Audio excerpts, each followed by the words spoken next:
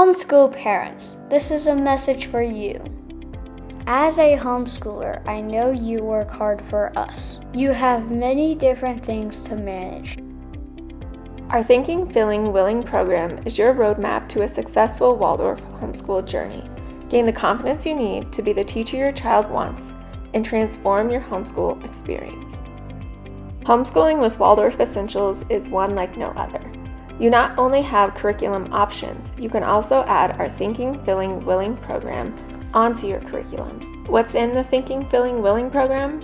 Rhythm, inner work, temperament, the Waldorf curriculum, learning and strengthening your skills in music, circle time, form drawing, handwork, painting, drawing, modeling, festivals, reading, writing, spelling, eurythmy and movement, and our bonus content. Something else you'll get when you join Waldorf Essentials that you will not find anywhere else is the community, and we all need that as homeschoolers. This is your invitation to fill your cup. We know you're rooting for us. We are rooting for you too. Welcome to our podcast today. I'm super excited to bring back my lovely friend, Miss Tiffany. She is our Eurythmy teacher over at Seasons of Seven. She's also taught, she's got a course that we put together for her over at Ariel's Light, and it's the content that was in our TFW course. And it's just, it's all Eurythmy, but also she's a pretty amazing person. And so I was super excited to have her back again today. And we're going to talk about why you should do eurythmy in your homeschool, how you should plan it in there. And in the second portion, in the paid portion, we're going to lay out a plan. So you'll want to stick around for that if you are really trying to figure out how to get eurythmy into your homeschool. But also I want to tell you, if you would rather have Miss Tiffany be your teacher, then you want to come over to seasonsofseven.com and register for one of her classes because she's pretty amazing. And I am super excited to have you here with us today. Welcome, Miss Tiffany. Thank you. I am so excited. I'm always excited to talk about eurythmy anytime. I asked, we have this internal system, and I was like, do you want to talk about eurythmy? Yes, I want to talk about eurythmy. So I took that as hey, that will be a really easy podcast to record because I love talking about eurythmy, and I feel like when I talk about it to other homeschoolers that aren't using it, I don't do it justice. So I thought this would be a really good time to really just focus on that space of the why and then, of course, the how. So yes, take it away. Okay, so why should we incorporate eurythmy into our homeschool? What is so important about it? What's the big deal? And it's complicated, but it's not. When we homeschool, eurythmy is kind of like taboo. We don't do eurythmy homeschooling. We can't do that. I am such a stubborn, hard-headed person that when I first started with Waldorf homeschooling, and the more I looked into it, I'm like, why is this not a piece? And I just kept getting, you can't do it, you can't do it, you can't do it. And so I was like, oh, you found a good mentor, right? I mean, you found mentors willing to talk to you. Yes, there was a eurythmy teacher that was at a school that was like 2 hours away, and I would, go with some friends, and we'd go to the little open houses and things that they had, and I would talk to her, and I would email her, and she was so wonderful about it. Like a lot of other eurythmists were like, well, you really need to, know what you're doing and really, really be educated. But the more I read about it, Rudolf Steiner had like the first eurythmist, Lori Meyer Smits.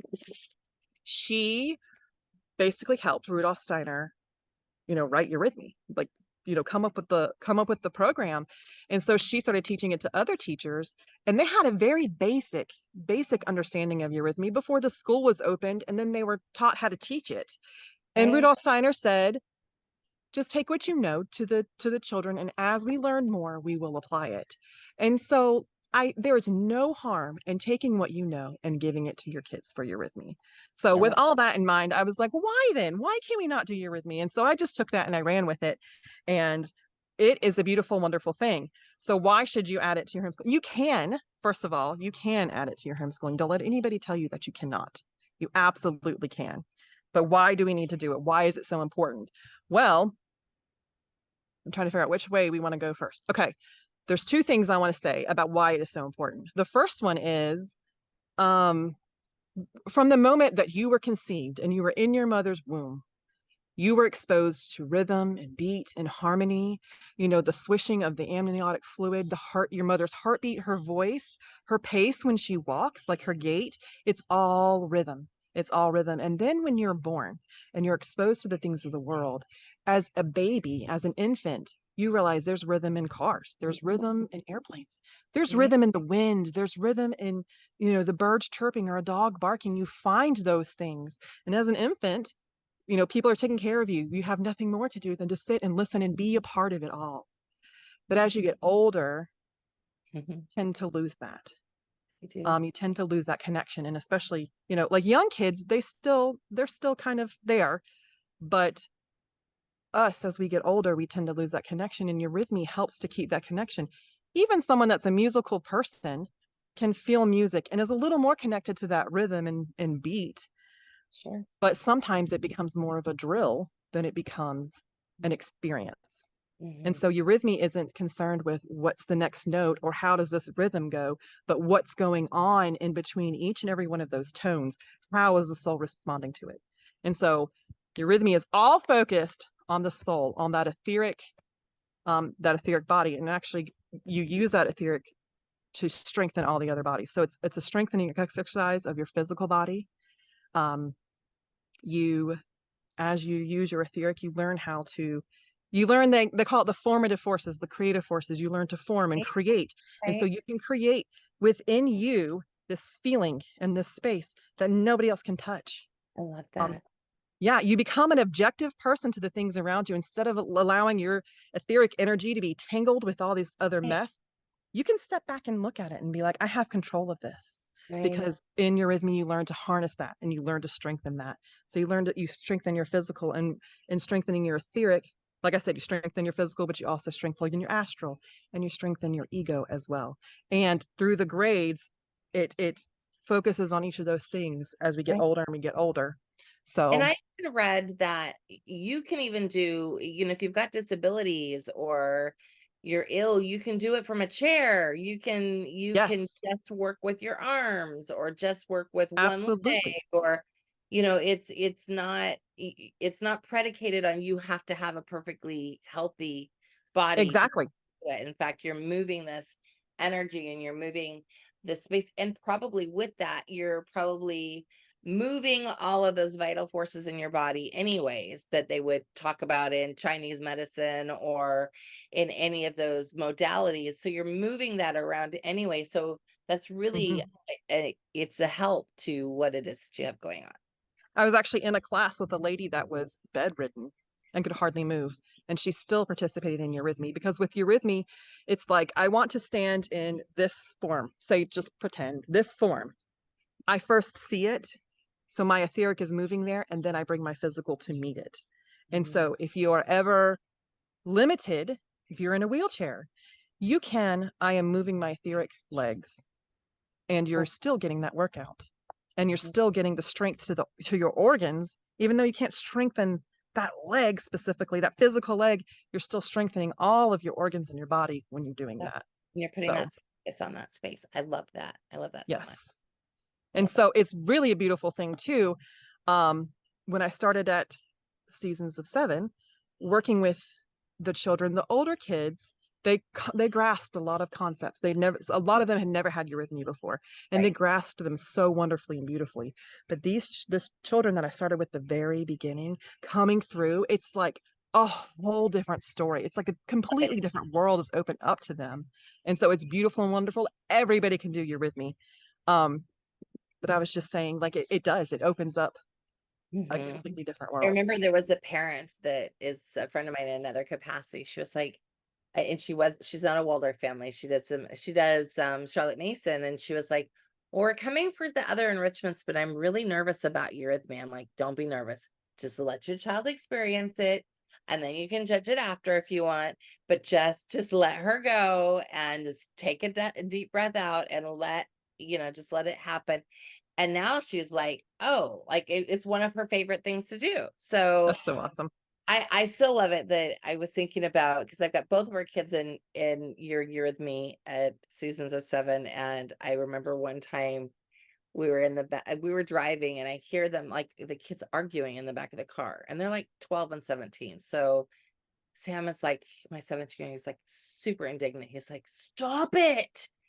And I was like, what is she like? She's silent because there's nothing going on back there. I'm like, what is she doing?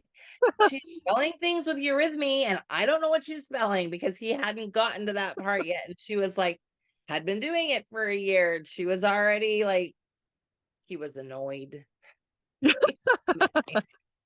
He should be happy now. Now he's like, yeah, I can spell my name with Eurythmy. Yes. Yes. That's so funny. But she's Yeah. going to get that, everything that surrounds it, that deep, deep understanding of it. That's Yeah. so funny. I love hearing that story. And I actually saw a shirt that I wanted to get for her that says "Back off, I know you're with me," and it's like all the Eurythmy gestures and everything. Send me the link and I'll get it for her for Christmas. No, Oh my goodness. I love that. And I love that it isn't just the gestures that, part of what you bring into it is you bring in this meditative space for them. And I find it so important for our kids that aren't slowing down in any other way, because Mhm. you're right. I mean, Eurythmy is us acting upon something rather than allowing everything to sort of act upon us. Right. It teaches them from a young age to slow down and have that meditative space. And I had to tell her she couldn't do Eurythmy meditations in the living room anymore, because Oh, I'm like, I'm not gonna be quiet. I got other things to do. Go to that part in your room. that's so funny. Well, I tell them in some of the videos, I'm like, block out all other noises. So she'll have to learn to block out the noises. Because there are times where I've been in a very noisy space and like I can't control myself and I have Right. to just find my center right where I'm at.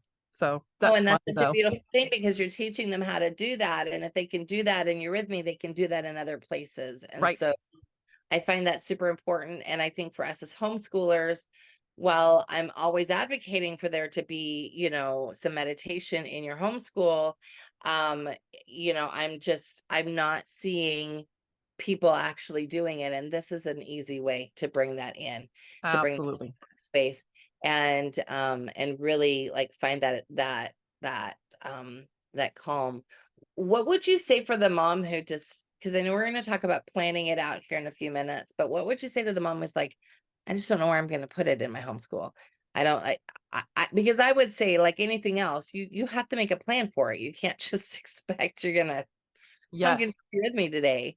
But like, what would you say with regards to that by itself, that objection, like, I don't have time, or where in their school day would you put it? Would you, like, I would put it where the circle stuff is, but where would you put it there, like before those main lessons? So I absolutely love this question, and everybody's going to hate me for answering it in this way, but it depends on your temperament. It depends on the temperament of your children.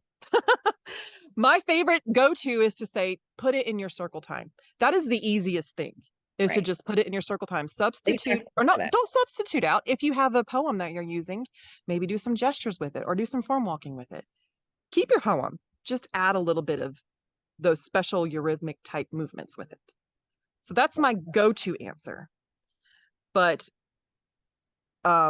being the phlegmatic that I am so go with the flow that I do not put it in my circle time. Oh. I put it through my day when I see that my children need it. Ah. And I bring it to them in a way that I'm not like, okay, everybody, let's gather for Eurythmy now. Like, it's not like that. It's like, okay, let's stand up for a minute. We need to stand up, and then let's breathe. Let's lean back into our angels. And let's stand in the center. Or I might do like a fun little, centering verse or something with them, some sort of little exercise. Or I might quiz them and be like, if they are just out there, I'll be like, do you Kind of. remember what the gesture of B is? And then they'll Right. take and they'll wrap themselves. And what that does is it brings in their etheric forces, so they're not crazy and out here, but they can bring in and they can calm themselves down because they're imagining this protective blanket being wrapped around them, and it brings them back in. I really like that. I also think too, you can, and we are going to talk about this in a minute, but you can bring in Eurythmy elements into your regular circle, so it doesn't have to feel Mhm. like you're doing a separate lesson. So if you've got Exactly. little and bigs, you want to find that happy medium, but like bringing in just some things, like for a long time, we just did copper rods. We Yeah. just did copper rods because it was something that was easy to do. We could bring it in. We did it before we did music because then her hands would be warmed up before she got Mhm. out the flute. And so that was super helpful. So I think often we overthink it when we're wanting to add something else in. But I don't think it needs to be No. overthought at all. I think that one, we lay out a pretty easy way to put it together. And the content does it. You don't have to do all of the content. Pick one Yes. thing. Just like everything Yes. else, pick one thing and go from there with that one thing. And then just sort of allow that space, because like I said, I think we get so hung up on how it's supposed to look or what we should be doing that we forget. Right. Right. And just let Steiner's words ring through your head. Take what you know and add as you go. Take what you know and add as you go. Look at that. That's That's a a little, little rhyme. I like a that a little lot. We should paraphrase there. turn that into a meme for Instagram. Take what you know and add as you go. I like Yeah. that.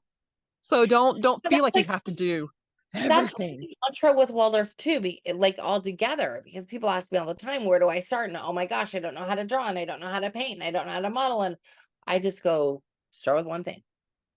Hmm. Start with one thing, then you can add as you're learning, and you are staying ahead of your child. You can add something as you're learning. And I think that it's such a beautiful thing, because I think people, they mix up the idea of preparation with they don't know something, and you still can prepare for something even if you don't know all the pieces. Right. You're just preparing the pieces that you do know, and sort of giving space for the things that you're learning. And I think that Mhm. that's where people get all mixed up. Oh, I can't do this because they don't know how. But let's start with what you do know how to do. You Mhm. can tell a story, you can move your body, you can like pick the things that you know and build upon those things, because I think that's just so important, because there is so much Waldorf information. You want to start with something simple that's not going to overwhelm you. And that the same would go for Eurythmy. So It's just exactly. And I found that with Waldorf education and with Eurythmy, and I have a story for it. Um, Learning with the children, it's okay if you don't know what you're doing. Let your children know this is what we need to paint today, and I'm not exactly sure, and I've practiced it, but I can't quite figure it out because my kids are better at painting and drawing than I am. So it's the same thing like with Eurythmy. When my very first year, when I was introducing it to my co-op, my homeschool co-op group, I was still learning it. And I introduced the alphabet to them, and I was doing Z all wrong. And so I told them when I finally figured out the way you're supposed to do it, I said, I've been teaching you a letter all wrong. And so we kind of went through all the letters, and then we finally got to Z, and I said, this is the way we were doing it. This is the way we're supposed to be doing it. What's the difference between it? And it started this whole conversation because the gestures are how, and they were an older class. So the gestures are all about how the air flows from you, because your body becomes your larynx. It becomes the organ of speech.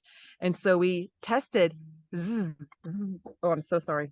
We tested the Z, how it comes out of your mouth. How does it feel? right.